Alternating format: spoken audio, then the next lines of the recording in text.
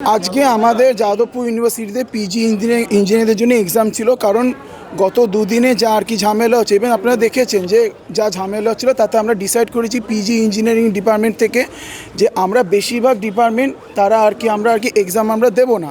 কারণ আমাদের কিছু ডিপার্টমেন্টে তারা ইন্টারনালি সাপোর্ট করেছে ঠিকই, কিন্তু কিছু ডিপার্টমেন্ট তাদের এই অবস্থা সত্য তাদেরকে এরকম একটা কথা শুনেছি এবং একটা থ্রেট দিয়েছে যে এরকম এক্সাম না দিলে তাদেরকে একটা সাপ্লিমেন্টারি জন্য একটা থ্রেট দেওয়া আছে। এবার যার জন্য আমরা ঠিক করেছি যে আজকে আমরা সবাই মিলে যাদবপুরে মেন ক্যাম্পাস আর সল্টলেকের যে ক্যাম্পাস আছে দুটো মিলে আমরা যে ঠিক করেছি যে 36টা ডিপার্টমেন্ট আছে, 36টা ডিপার্টমেন্ট মিলে আমরা আর কি পেন ডাউনে আমরা সাবমিশন করবো।